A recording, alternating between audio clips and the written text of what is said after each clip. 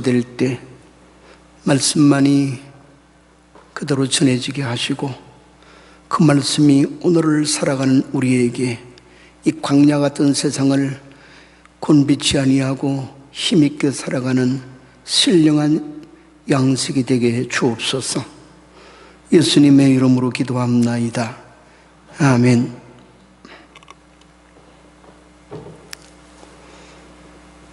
(23년) 전 1997년 9월 7일 우리 교회 뒷건물인 교육관 그 위치에 열 몇 평 되는 작은 임시 창고에서 첫 예배를 드렸던 것이 엊그제같이 생각이 납니다. 전기가 없어서 램프등을 몇 개 켜고 예배를 시작했죠. 많은 고리에 채물을 짊어지고 수수의 무리들이 엎드려 기도하며 지나온 23년 모두 꿈결 같고 어떻게 교회가 세워졌나 아무리 생각을 하고 해봐도 계산이 나오지 않는 일들로 주님이 오늘까지 이끌어 주셨어요. 이런 것을 생각하며 사실상은 이 코로나 전염병의 방역 관계가 아니라면 특별 행사를 가져야 합당한 날인데 그렇지 못해서 안타깝지만 그러나 이곳에 주님이 친히 자신의 교회를 세우시고 오늘까지 이끌어 주신 귀한 그 뜻 그것만은 우리가 다시 깊이 되새기고 힘을 모아서 주님 오신 그날까지 변함없이 주의 뜻 받들어 사명을 감당하는 우리 교회가 되어야 될 줄로 믿습니다. 어느 시대에 어느 곳에 세워지는 교회이든지 간에 주님께서 세우시는 모든 참 교회의 모습은 그 기준과 본질은 똑같습니다. 때로는 교회를 이끄는 지도자의 감성, 지성, 또 사회적인 달란트 이런 것들에 의해서 한쪽이 특별히 강조되는 부분이 있어도 참된 교회는 본질적인 면, 기준이 되는 면은 항상 똑같지요. 흔히 신학적으로는 이 교회가 교회되는 참된 기준 이것을 가리켜서 교회의 지표, 든막 앞 처치 그래서 교회의 지표라고 이야기를 합니다. 세 가지 요소로 되어 있는데 첫째는 진정한 하나님 말씀의 선포와 전파, 두 번째는 성례전의 참된 집행, 셋째는 권징의 신실한 시행, 이행이라고 그럴 수 있습니다. 이행. 이 세 요소가 교회에 되는 기본이고 본질이며 참된 모양이다. 이것이 잘 갖춰져서 집행이 되면은 교회다, 반듯한 교회, 주님이 인정한 참된 교회고, 이것 가운데 한 요소나 두 요소나 요소들이 잘못될 때는 교회 같으나 교회는 아니다, 이렇게 정의할 수 있어요. 일반 우리 평신도들이 신학적인 의미로 말씀하는 교회의 지표라는 말은 지금 여러분들이 들어도 딱딱하지요. 이해가 좀 힘들어요. 신학적인 용어들로 집약됐기 때문에. 그러나 우리는 교회의 기본의 모습이 어떤 것인가, 교회다운 기준이 무엇인가, 이것은 쉽게 또 다르게 이해하고 또 본을 받을 수 있는 길이 있어요. 그것은 주님께서 그 앞에 정해놓으신 원칙을 따라서 교회 역사선상에 당신이 친히 세우시고 이를 본받아라 하면서 모델로 제시하는 교회들이 나오기 때문이에요. 예를 들자면 최초의 신약교회인 예루살렘 교회의 순수한 모습, 연이어 세워지는 선교의 뜨겁고 기도의 열심이 있는 안디옥 교회의 모습, 바울 서신서에 나타나는 빌립보 교회, 계시록에 나타나는 빌라델비아 교회, 서머나 교회, 이런 교회들이 주님이 친히 우리에게 제시하는 교회의 참된 롤모델이, 그 중에서도 제가 볼 때는 정말 우리가 본받고 또 그 모습을 우리에게 이루어야 되고자 하는데 초점으로 보여주는 모습의 교회가 오늘 본문에 나오는 데살로니가 교회예요. 세상은 우리 교회가 개척을 시작하면서부터 캐치프레이로 내세운 내용들을 치주간판에 두고 우리 교회가의 가사로 채택을 해서 교회가가 만들어진 그 속에 나오는 모든 핵심 가치, 또 추구하는 교회의 어떤 이상적인 모습을 다 거기에 담고 있어요. 오늘 본문에 나오는 데살로니가 교회를 그대로 본받기를 소원하면서 오늘은 이런 내용을 우리 설립 23주년을 맞는 뜻깊은 교회의 설립 기념주일을 맞이해서 참신앙의 본이 되는 교회, 그런 제목으로 잠깐 말씀을 나누면서 주님 오시는 그날까지 우리 교회를 이런 교회로 이루어가는데 저나 여러분이나 모든 우리 교회 식구들이 힘을 쓰고 뜻을 모으고 그대로를 잘 지켜갈 수 있는 그런 아름다운 다짐의 시간이 될 수 있기를 바랍니다. 오늘 본문을 바라보면은 이 데살로니가 교회의 세 가지의 귀한 특징, 정말 아름다운 교회의 모습의 기본 요소 세 가지, 아까 말씀드렸던 교회의 표지의 세 요소와 같이 세 가지의 귀한 모습이 쉽게 우리가 본받을 수 있도록 이렇게 모습으로 보여집니다. 첫째가 믿음의 역사가 있는 교회였다. 두 번째가 사랑의 수고가 있는 교회였다. 세 번째가 소망의 인내가 있는 교회였다. 이러면서 그것이 모범이 되는 것을 두고 말하기를 모든 마케도냐와 아가야와 또 아시아에 있는 교회들의 본이 되었다. 이렇게 추천을 하고 있어요. 그럼 이거 나누어서 우리 짤막짤막하게 그 모습, 그 기본 요소를 생각해 볼 수가 있습니다. 첫째는 믿음의 역사가 있는 교회였다. 우리로 하여금 그 믿음의 역사가 있는 교회의 모습을 가지라, 유지하라, 그렇게 말하고 있는 것입니다. 원문에는 믿음의 역사라는 말을 조금 더 풀어서 말하고 있어요. 믿음으로 말미암는 역사, 같은 뜻입니다만은 한글에서는 조금 축약을 한 것이죠. 믿음으로 말미암는 역사라 그랬어요. 이게 무슨 말일까요? 믿음의 역사가 있는 교회다. 뭐가 있는 교회라는 의미를 말하는 것일까요? 먼저 우리가 이해해야 될 것이 여기서 말하는 믿음의 본질이 뭐냐 이거예요. 사랑하는 성도 여러분, 누군가가 우리에게 질문을 던지기를 당신은 무엇을 믿습니까?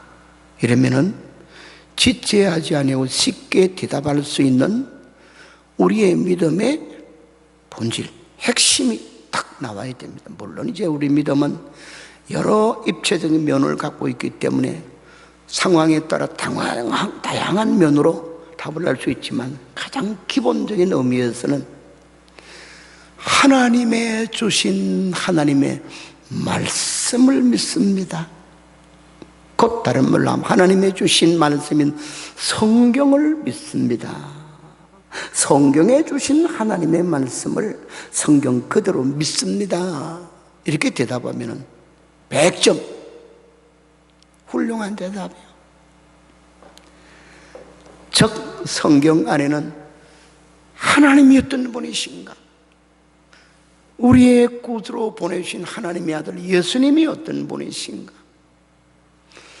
하나님이 어떤 분인가를 알고 믿도록, 예수님이 어떤 분이신가를 알고 믿도록 우리에게 그 진리를 깨우쳐주고 적용시켜 주시는 성령님이 어떤 분이신가? 또 그러하신 삼위일체 하나님의 깊은 뜻, 경륜이 어떤 것인가? 이게 다 어디에 나온다는 말이냐? 성경 말씀 속에, 하나님의 말씀 속에. 그래서 우리가 믿는 하나님은 계시의 하나님이시지, 당신이 어떤 분이며 당신의 뜻이 어떤 것인가를 깜깜하게 감춰놓고 알아서 믿어라, 알아서 연구해가지고는 너희 나름대로 깨달은 대로 믿어라, 그렇게 한 귀퉁이도 말하지 않아요. 그러므로 데살로니가 교인들의 훌륭한 믿음은 그들이 바울을 통해서 들은 성경대로의 하나님의 말씀을 믿는다는 것이, 그리고 그 말씀을 믿어 그 가슴 속에 그 진리를 간직하고 지켜 생활하고 나가서는 그 복음을 전했다는 것이, 그걸 두고 믿음의 역사라 이렇게 말을 했어요. 자, 우리 성경을 바라보면은 사도행전 17장에서 이 데살로니가 교회가 어떻게 세워졌는가 하는 데살로니가 교회의 유래, 처음 그 교회의 근거를 제시를 해요. 참고로 거기 있는 말씀을 제가 한 군데 이를 바라보면은 이렇게 말씀을 합니다. 데살로니가 교회가 세워진 배경을 우리 사도행전 17장 3절로 4절에 나오는데, 바울이 새 안식일에 성경을 가지고 강론하여 뜻을 풀어 그리스도가 해를 받고 죽은 자 가운데서 다시 살아나야 할 것을 증언하여 이르되, 내가 너에게 전하는 이 예수가 곧 그리스도시니라 이러며 전해. 그랬더니 반응이 일어났는데, 그 말씀을 들은 데살로니가의 사람들 가운데 어떤 사람 곧 경건한 헬라인의 큰 무리와 적지 않은 기부인들과 귀부인들이 권함을 받고 바울과 실라를 따르니 그랬어요. 어때요? 이 데살로니가 교회는 첫 세워진 거기에서 바라보니까 3주간밖에 바울이 머물지 않으면서 복음을 전해요. 그 복음 전하는 방법이 성경을 가지고 성경대로 그 뜻을 풀어서 그들에게 증거하는데, 내용이 뭐냐? 그 성경에 인용하는 것이 아마 구약 성경에 여러 곳에 나오는 예수님이 메시아 되시는, 메시아가 어떤 역할을 하시는 분으로 오실 것인가 하는 선지자 예언서들을 그대로 소개를 하면서 풀이해요. 그리고 우리가 지금 전하는 이 땅에 오셔서 십자가를 지시고 죽으셨다가 3일 만에 부활하신 그 예수가 구약의 선지자들이 약속한 그 메시아다. 어떻습니까? 이걸 가리켜 복음의 진수라고 그래요. 그러면 예수 믿어 구원받는다. 우리 고린도전서 1장에도 가서 바라보면 고린도 교회 보낸 바울의 편지 안에서 헬라인들은 지혜를 구하고 유대인들은 표적을 구하지만은 나는 십자가에 못 박힌 예수만을 전한다. 왜? 헬라인들에게는 그 십자가에 못 박히신 예수가 하나님의 지혜요, 표적을 구하는 유대인들에게는 하나님의 능력이 되기 때문이라. 십자가에 못 박힌 예수, 바로 이것이 뭐냐면 우리 기독교의 복음이. 그러니까 데살로니가 교인들은 그 말을 순수하게 받아들였어요. 실상은 이 데살로니가는 알다시피 유럽 그리스 지역 헬라입니다. 거기에 있는 마케도냐라는 큰 도에 도청 소재지가 있는 요사이 말로 하면 주도가 되는 거지. 큰 도시야 고대로부터. 여러분이 들은 것처럼 그리스 신화라는 말처럼 이 데살로니가는 그리스 문화의 중심 도시도 되기 때문에 아덴처럼 수많은 우상들이 거기에 다 있어요. 그러나 그들은 하나님만이 참된 신이요 그가 보내신 예수 그리스도 하나님의 아들만이 우리의 구주라는 사실을 그대로 순수하게 말씀을 받아요. 어떻게? 그들이 여태까지 믿어왔던 모든 우상들을 버리고, 그것을 오늘 본문에서는 바울이 다시 이야기를 해요. 6절에 보니 또 너희는 많은 환난 가운데서 성령의 기쁨으로 말씀을 받아 우리와 주를 본받은 자가 됐다. 어떻게?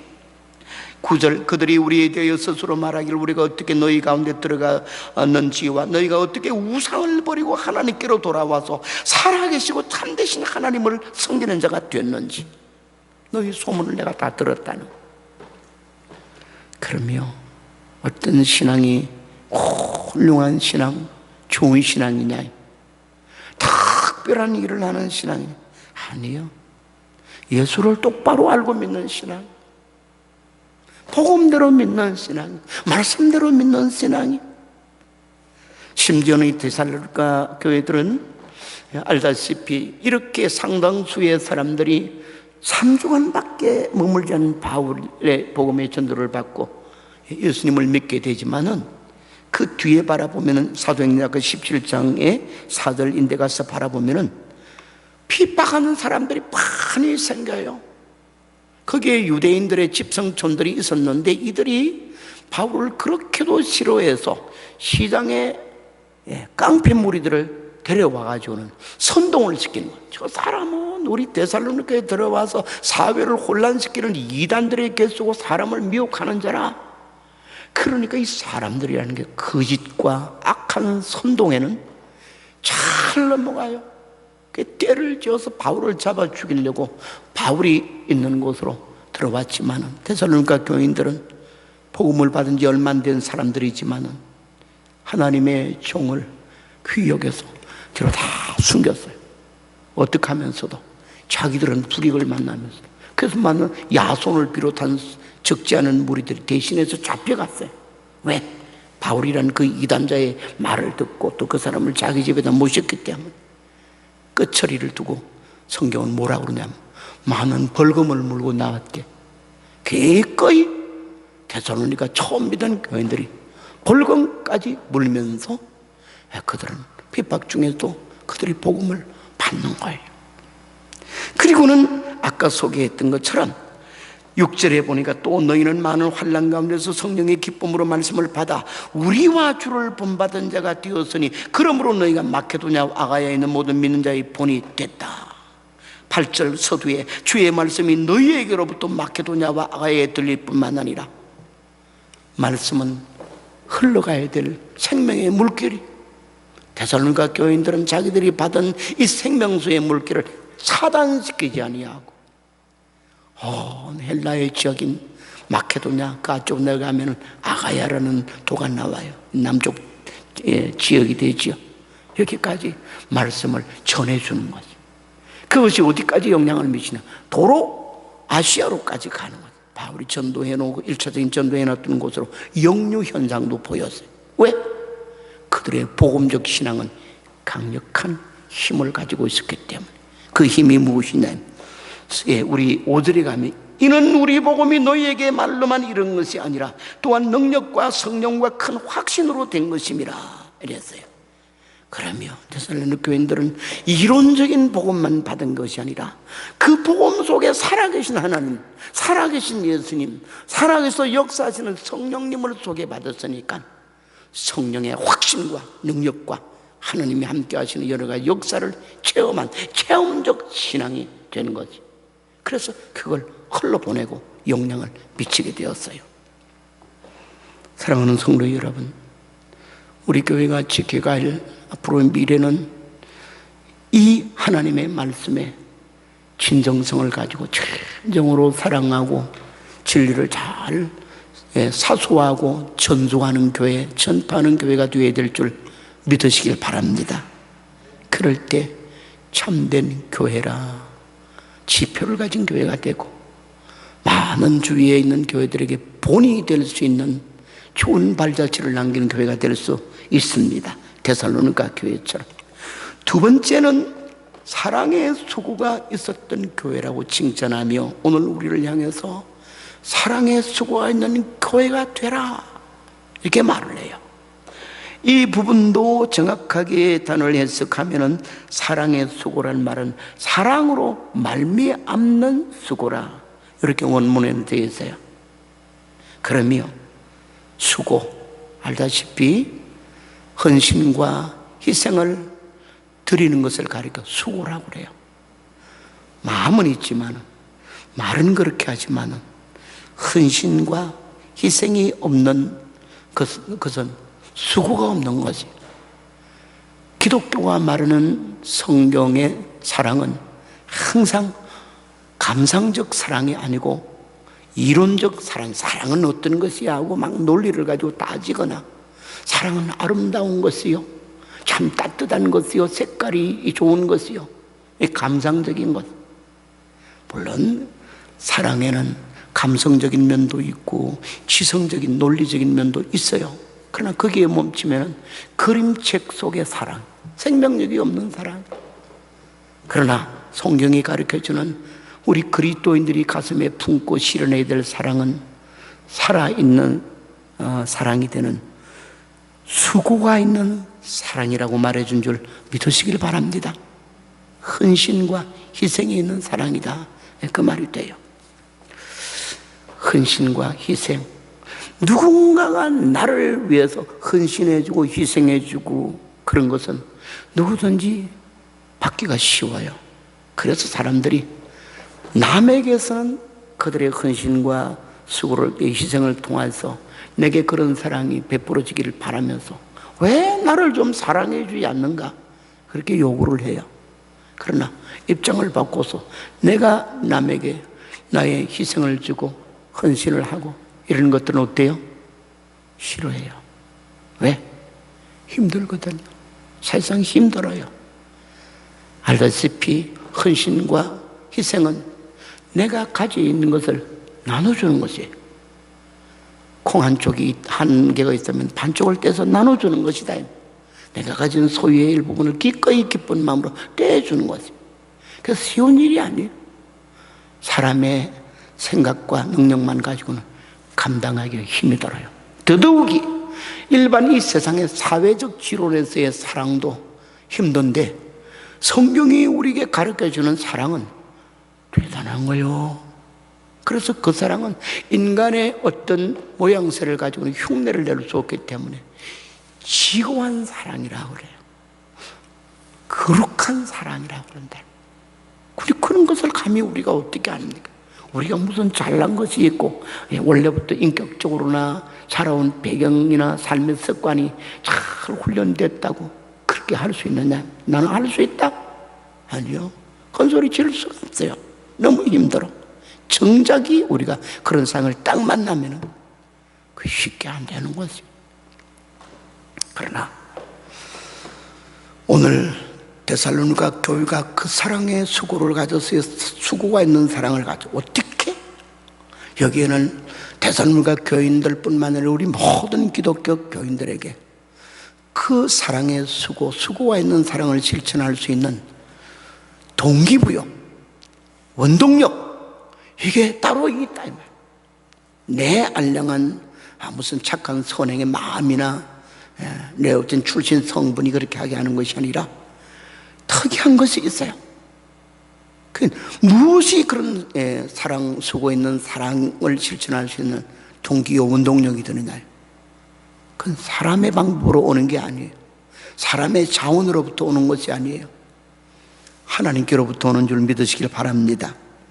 예수님께로부터 부여되는 것인 줄 믿으시기를 바랍니다. 어떻게? 그러면 우리 성경에는 이 사실을 잘 가르쳐 줍니다. 그것이 특별히 무엇을 통해서 우리에게 가시화되느냐?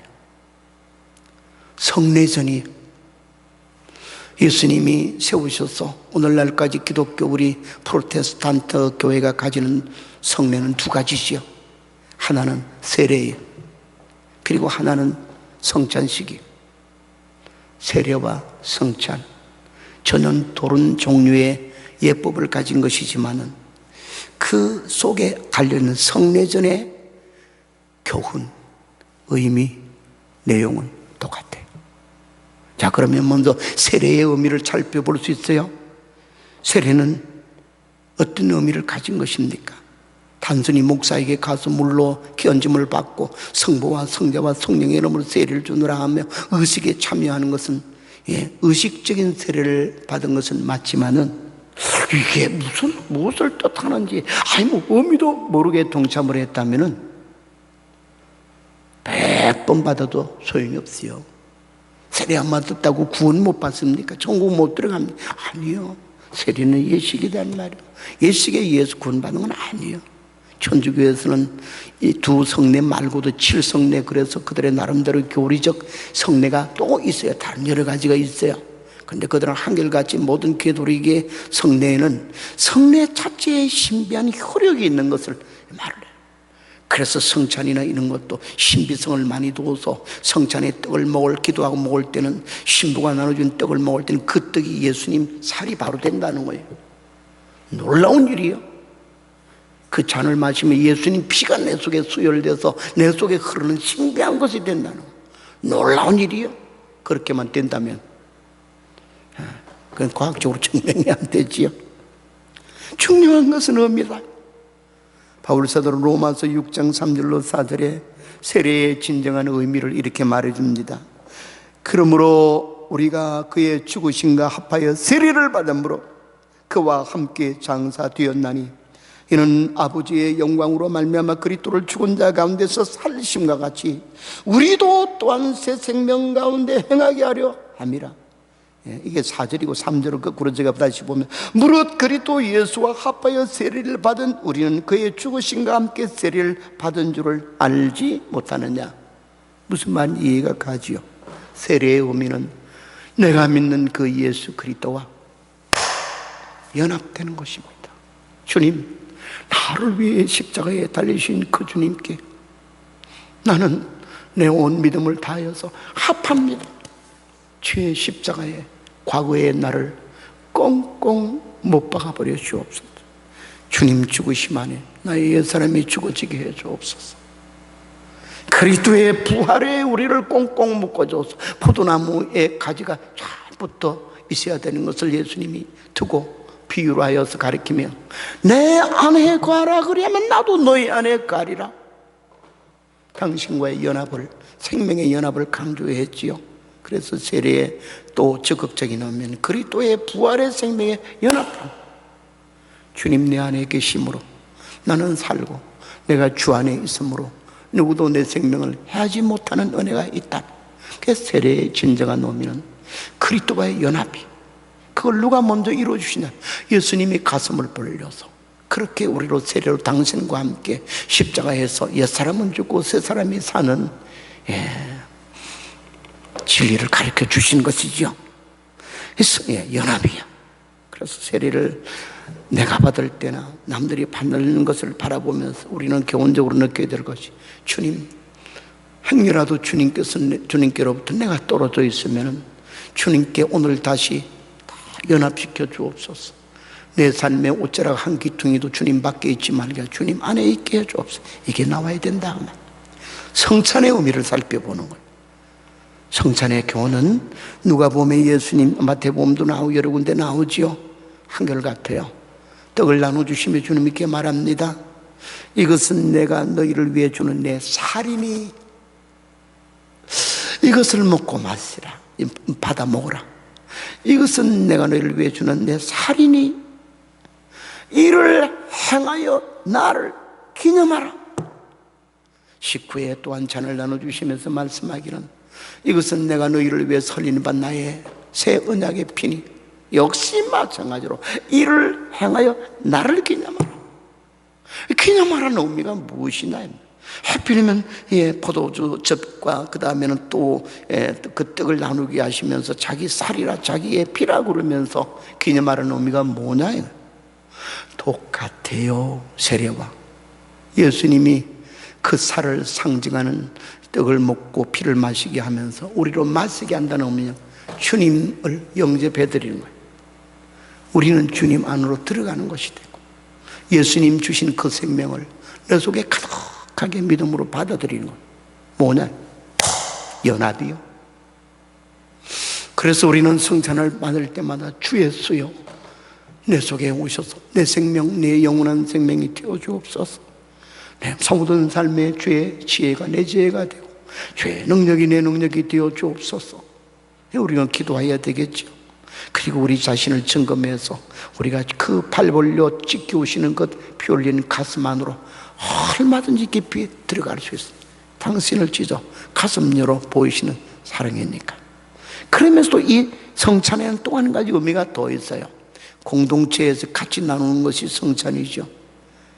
우리 각자가 다 그리스도의 몸에 참여함으로 결과적으로는 어떻게 되냐? 우리 모두가 그리스도 안에서 한 몸을 이룬다.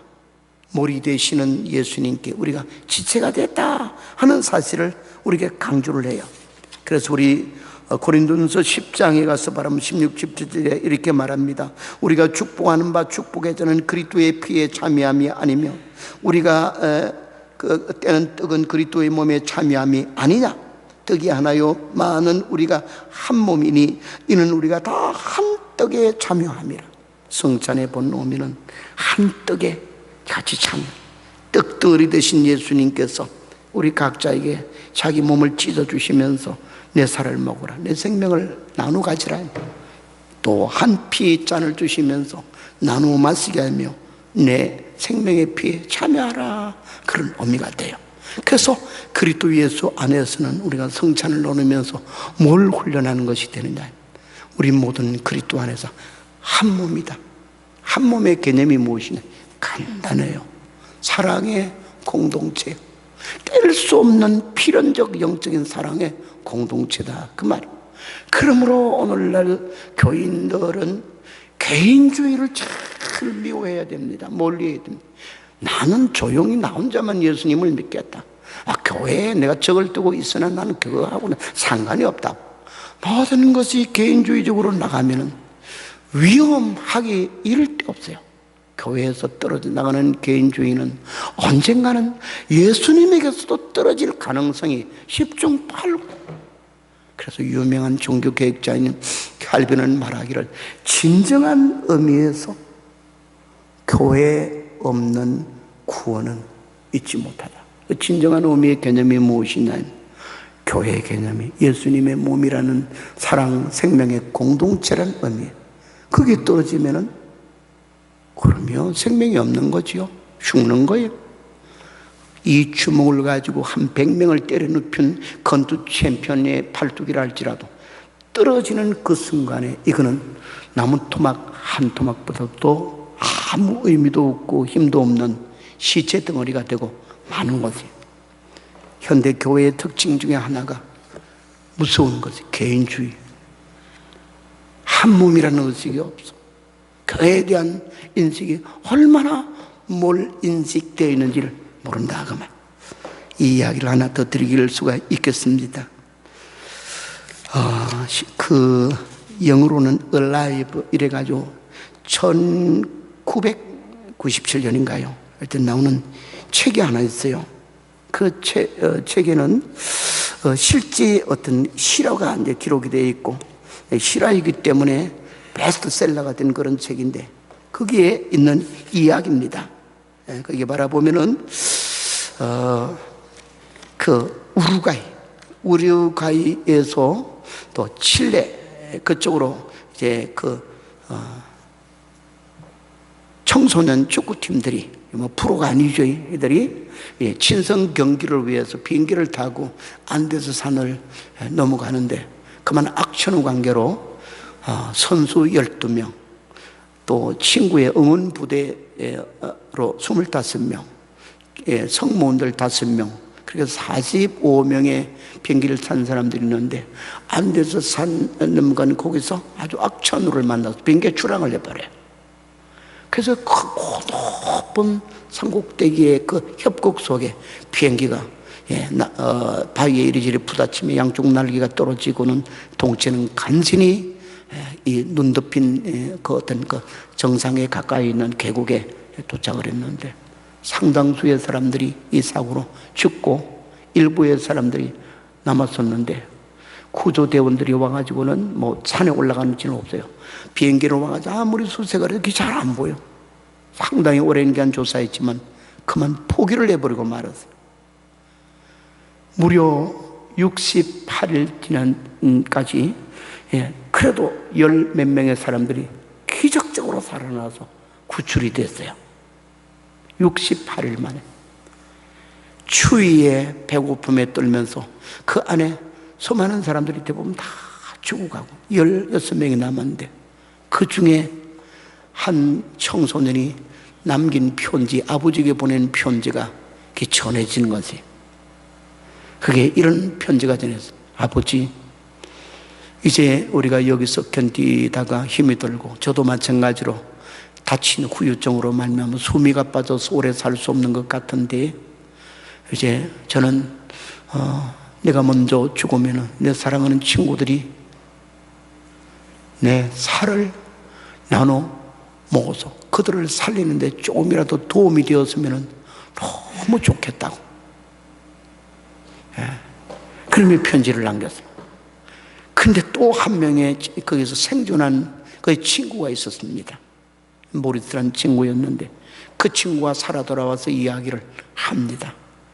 나는 교회에 다녔던 사람이었는데 수없이 성찬에 참여했는데 성찬이 뭔가를 전혀 모르고 그냥 예식에 참석했는데 60 며칠 되었으니까 뭘 먹고 살았겠어요? 대부분의 사람들이 먹을 것을 구할 수가 없었기 때문에 죽어간 사람들의 살코기를 뜯어가지고 먹고 살았어요. 사람들이 나는 그 길밖에 없으니까. 그 이무리스라는 친구가 친구의 살점을 손 위에 올려놓고 보다가 펑펑 울었다는 거지. 이 친구가 남기는 살이 나를 살게 하는 살이구나 생각하다 문득 뜨는 거지. 예수님의 성찬을 생각했다는 거야. 내 살을 먹어라. 이것은 내가 너희를 위해 주는 생명의 양식이다. 그래서 그 간증한 이야기가 책 속에서 기록이 됐어요. 물론 이제 의미가 좀 다를 수는 있지만은 그 정신은 우리가 알겠지요. 예수 그리스도께서 자기의 생명의 무엇을 주면서 우리를 사랑하는 사랑은 무엇으로 표현할 수 없는 지존의 사랑, 거룩의 사랑, 위대한 사랑이다. 그것을 우리가 되새기면은 이 속에서 우리의 미지근했던 마음도 불이 뜨거워지게 하시고 사랑의 불길이 솟아오를 수가 있는 것이죠. 바로 이것. 데살로니가 교인들, 그들은 성찬을 통해서 혹은 그들이 예배하는 중에 말씀을 통해서 날마다 더 뜨겁게 타오른 것이 그리스도로 말미암은 사랑이었다. 그것 때문에 그들도 어떻게 하면 주님 본받아 우리도 사랑하며 살아가고 우리의 소중한 것을 같이 나누어 같은 소망, 같은 믿음을 가지고 주님의 날을 맞이할까 실현할 수 사람이 됐대요. 마지막 말씀을 드리고 마치고자 합니다. 세 번째는 이 데살로니가 교인의 신앙을 두고 소망의 인내를 가졌다 그래요. 역시 원어의 해석은 소망으로 말미암은 인내라, 그렇게 이제 번역이 될 수가 있는데, 이것은 뭔가를 희망하고 기다리는 것이 있었기 때문에 어떤 삶의 상에 어려움과 시련이 있어도 참아냈다는 거예요. 참아내는 끈기와 용기와 앞을 내다보는 희망을 잃어버리지 않았다는 것이 소망의 인내를 가졌다, 그래요. 여러분, 이 세상 사람들은 무엇을 자기 인생의 소망으로 주로 삼습니까? 돈, 명예, 권력. 하나님 없이 살 때는 그것밖에 없어. 육신적인 어떤 향락. 어떤 소망을 가졌는가에 따라서 그 삶은 결정되게 되겠어요. 뭐가? 성질이, 또 행동이, 라이프 스타일이 결정된 삶의 스타일이, 돈이나 명예나 권력이 자기 소망이 된 사람은 그걸 갖기 위해서 막 가전수단과 방법을 다 하고요. 어찌다가 한번 잡으면 어떤 방법을 써도 안 놓치려고 그래요. 그래서 이 땅에 벌어지는 것이 뭐 인격의 상실, 이 세상의 부패, 악독함, 많은 사람들을 눈물 흘리게 만들고 막 찢고 뽑고 싸움의 전쟁터로 만드는 것이 이런 현상. 꿈을 잘못 가졌기 때문에. 그러나 기독교가 제공해주는 궁극적인 소망은 무엇입니까? 주님의 나라인 줄 믿으시기를 바랍니다. 이 주님의 나라는 다른 말로 말하면 예수님의 재림을 기다리며 살아가는 것이에요. 이 주님이 이루시는 하나님의 나라는 그리스도의 재림으로 완성이 되기 때문에 예수님께서 말씀하기를 너희가 세상에서 너희는 근심하지 말라. 하나님을 믿으니 또 나를 믿으라. 나를 믿으라고 말씀하고 내 아버지 집에는 거할 곳이 많다. 내가 너희를 위해서 거처를 예비하며 너희에게로 와서 너희를 나 있는 곳으로 데리고 가리라. 그렇게 주님이 말씀하셨죠. 그래서 초대교회 교인들은 주님의 재림에 목숨을 걸었어요. 그분이 오시면은 어떻게 대할까 여기에 늘 생각하며 자기의 믿음의 순결과 또 생활의 거룩, 충성됨의 자세를 늘 가다듬으며 살았다면 주님이 오신다. 왜? 그때가 주님의 나라가 완성이 되고 주님의 나라는 알다시피 다시는 염려, 근심, 불행, 이별, 고통, 눈물 전혀 없는 영생 복락의 세계가 되니까 이것을 놓치면 서로 나누면서 주님의 그 나라를 우리의 잃어버리지 말아야 될 참된 소망으로 삼고 살아가야 될까 싶어서 항상 격려합니다. 그래서 초대교회로부터 나왔던 이 교인들의 서로 만나면 인사말이 뭐나요? 마라나타, 주님이 오십니다. 주님이 오신다. 마라나타. 사랑하는 성도 여러분, 오늘 이 데살로니가 교회도 아까 읽어드렸던 말씀 다시 10절을 바라보면 이렇게 말하지요. 또 죽은 자들 가운데서 다시 살리신 그의 아들이 하늘로부터 강림하실 것을 너희가 어떻게 기다리는지를 말하니 이는 장래에 누워시면서 우리를 건지시는 예수시라. 그러며 예수님의 오시고 예수님과 함께 들어갈 하나님의 영원한 나라를 바라보는 자는 자동적으로 그 삶에는 순결성을 가져요. 주님이 보시는데 주님을 맞이할 것인데 신랑을 맞기 위해서 예식장에 참석하는 신부가 몸을 깨끗이 하고 의복단장하여 그 예식장에 들어가는 시간을 기다리는 것처럼 우리의 믿음을 순결하게 하죠. 마음을, 생활도 자세도 반듯하게 가지고 이것이 공동체적으로 이루어져야 되는 것을 가리켜 교회 성결이라고 그러고, 교회 성결은 교회 생명이에요. 이 순수한 소망을 뺏어가서 우리로 하여금 더럽고 지저분하게 만들게 이중인격이요 이중생활이 되게 만드는 것이 바로 뭐냐?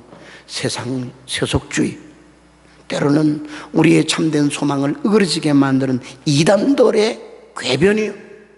그래서 교회 안에는 권징의 신실한 징계의 시행이라고 그랬는데 바로 권징의 대상이 되는 자들이 누구냐? 세속주의적인 사람들이에요. 이단자들이요. 이들이 교회 안에 들어와서 썩누룩같이 교회를 어지럽게 할 때는 단호히 교회는 그들을 책벌하고, 회개치 아니할 때는 그들을 교회 중에서 쫓아내라. 성경은 말하는 것. 왜? 교회의 생명이 되는 주의 날을 기다리는 순수한 이 소망의 믿음을 잃어버리지 아니하고 유지, 관리하게 하기 위함인 줄 믿으시기를 바랍니다. 히브리서 10장 23절 또 약속하신 이는 믿으시니 우리의 믿는 도리의 소망을 굳게 잡고 흔들리지 말아라. 이렇게 가르쳐주고, 요한일서 3장 2절로 3절에는 사랑하는 자들아, 우리가 지금은 하나님의 자녀라 어떻게 될지는 아직 나타나지 아니하으나 그가 나타나시면, 예수님이 나타나시면은 우리도 그와 같을 줄을 아노니 그의 참모습 그대로 볼 것이기 때문이니 주를 향하여 이 소망을 가진 자마다 자기를 깨끗하게 하느니라 말씀했어요. 모든 말을 믿습니다. 사랑하는 성도 여러분, 우리 교회 힘있고 능력 있고 많은 교우를 거느린 것은 아니지만 주님 앞에 서는 그날까지 데살로니가 교인들처럼 교회에 되는 참된 기본, 지표, 믿음의 역사와 사랑의 수고와 소망의 인내를 절대 잃어버리지 않는 교회를 유지해 가고 성장시켜 갈 수 있기를 우리 모두 노력하고 기도하십시다. 하나님 감사합니다.